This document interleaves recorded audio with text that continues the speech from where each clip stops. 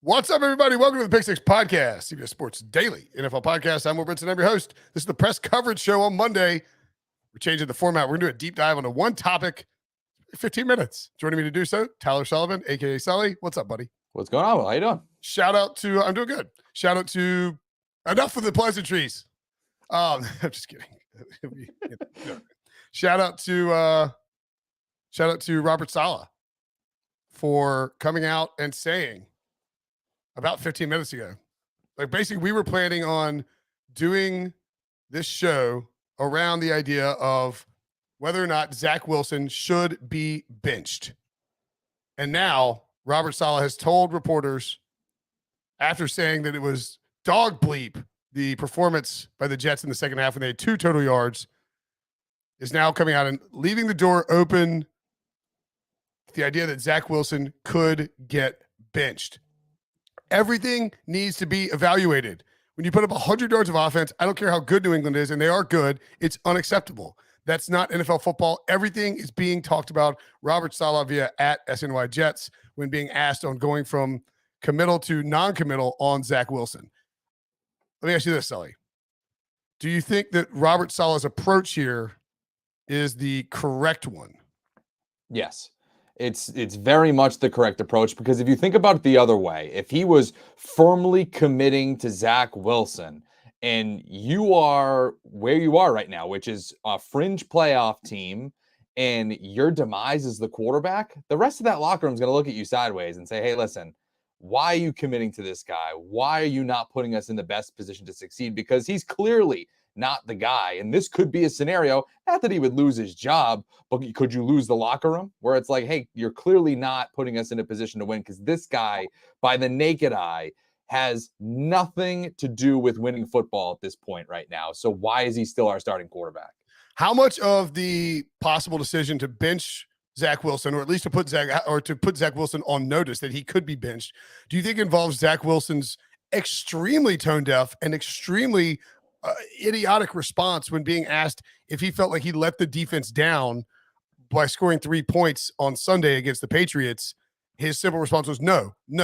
And how big a part do you think that played in this? I think it's huge. I think that part of this by Robert Saleh is you need a little bit of, kind of got to slap him around a little bit to see if he's humbled, see if he can kind of actually not be so immature. I mean, you can even go back to the previous Patriots game too, where it was not a great showing by him, multiple turnovers, the reason why they lost. And when they're asking him about it after the game, he's just saying, oh, well, we'll see him in a couple of weeks. Like, it's like they lost a close game and it was, just a flip of a coin. It was directly because of him. And again, you fast forward a few weeks against your division rival, here's another situation where you are losing football games directly because of the quarterback. So I think part of it is the response, and there needs to be a sort of growing up period here for Zack Wilson, or else he's going to lose his job pretty quickly. Adam Levitan of Established the Run, friend of the pod, maybe. Evan Silva's been on. I can't remember if Levitan has or not. Zack Wilson has some stats. Zack Wilson this season among 35 qualifying quarterbacks, 35th in completion percentage, 34th in touchdown rate, 24th in yards per pass attempt, 26th in QBR. He also adds first in MILF hunting, which is amusing, but not related to necessarily anything on the field.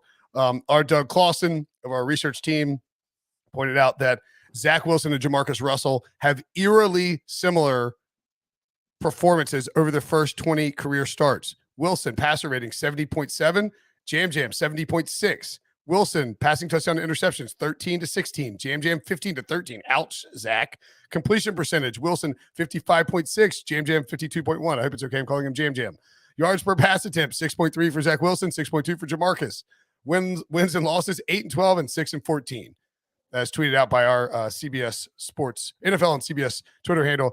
Doug Clausen also tweeted out, but he flipped him and he made it look where it says Russell Wilson, which I think confused some people, or maybe it was an incredible troll. Either way, it is very clear that, I think to the point about Zack Wilson coming out and saying no, that you saw people like Jeff Schwartz, former offensive lineman, who said that's not going to go over well in the locker room. We saw his teammates liking tweets criticizing what he said, and I don't know the best way that he could have said it, because you could come in like if instead of no, an alternately maybe less bad idea would have been like, yeah, and I think Mac Jones would tell you the same thing. I mean, like if the good way to say it is be like, yes, of course. They held the Patriots to 3 points and we couldn't score more than 3. Our offense managed 3 points and we lost. Granted, tough conditions, tough defense, going up against Bill Belichick. But, you see, Robert Griffin pointed out 7 hours ago that Zack Wilson saying no to a question about whether or not he let the defense down after only scoring 3 points and throwing for 77 yards was a straw that broke the camel's back. And it's entirely possible. And like just looking like anybody who's been around this league for a long time, has covered this league, has played football, has played any like team sport, knows that when you clearly were the problem out there. You hear other guys like, I'm trying. Didn't somebody own up to it like recently? They're like, we weren't good enough on offense. We have to be better. You hear veteran quarterbacks say, Aaron Rodgers said it. Like I missed a bunch of throws. Like that's probably why we lost. You don't throw your defense under the bus. Rich Samini, hearing this morning, there's a lot of raw feelings amongst Jets defensive players. Clearly, Zack Wilson's post-game accountability or lack thereof didn't sit well. What an egregious move by him to say that, because I think Robert Saleh probably has his back even today if he doesn't do that. Right. If there's a little bit of humility to say, hey, listen, I need to be better, exactly like you're saying. And you look at the stats, our CBS research team has another piece to this too. And it's Zack Wilson's 5-2 record-wise, but he has the second worst passer rating in the NFL this season at 72.6. The passer rating tells you the real story. The record is everything else going great around him. And I said this yesterday on HQ. They have a roster ready to go. This team is talented enough to make the playoffs and be a plucky team when you get in there. They play great defense. They, when everybody's healthy, can run the football. They have a solid coaching staff. Their receivers are good. The most important position in the sport, though, is your biggest weakness. So that's going to lose you so many games in the NFL, and it's going to immediately take you out of postseason contention and even that conversation 9 times out of 10, probably 10 times out of 10. And the fact that we're seeing him not playing well is one story. And again, that happens. Sometimes, you just have bad weeks or whatever, and you need time to develop. I did see one of these stats, and again, I'm not equating Zack Wilson to Josh Allen, but Wilson has had the worst completion percentage of the last 2 seasons. The last quarterback to be dead last in completion percentage in back-to-back seasons was Josh Allen in 2018 and 2019. But during Josh Allen's development, even during those struggles, you could see the flashes, you could see the maturity with him. We're seeing none of that with Zack Wilson. It feels like this is a total miss by the New York Jets, when now we're looking across the NFL and seeing what Justin Fields is doing for the Chicago Bears. Even if they had Mac Jones right now, who are quarterbacks that went after him. Trey Lance, obviously, we haven't seen yet really play, but he was a guy that went after Zack Wilson here. You pick any one of those quarterbacks, I think you're having a better result, and you're surprisingly competing this season in the NFL. Just so we're not completely burying Zack Wilson. And look, I've said repeatedly that I don't think the Jets should bench Zack Wilson. And I'm not saying I can't change my mind. Like Robert Saleh's allowed to do it. I'm allowed to do it. I think part of it before the post-game presser thing is that, you are the Jets and the Giants, to me, both found themselves in accelerated timelines where they were sort of building for maybe 2023, hoping that you get, whether you're drafting a new quarterback and Daniel Jones is gone, or whether it's that Zack Wilson's third year maybe takes a leap forward, like we saw with Josh Allen. Not that big, we don't think, but that essentially because they found themselves in the mix of a playoff race 10 plus weeks into the season, it suddenly becomes, okay, we have to what is the goal here? Is the goal to make the playoffs in 2022?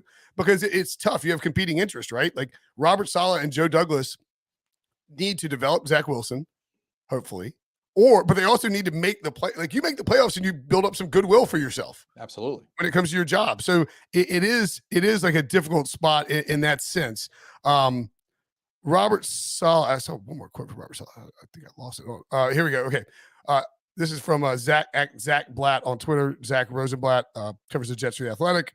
Said that on the way Zach Wilson handled himself post-game, I do think he's the ultimate competitor. He wants to win as much as anybody. It means so much to him. Can he be better in front of you guys? Yeah, of course he can. But I don't think it's indicative of how he feels.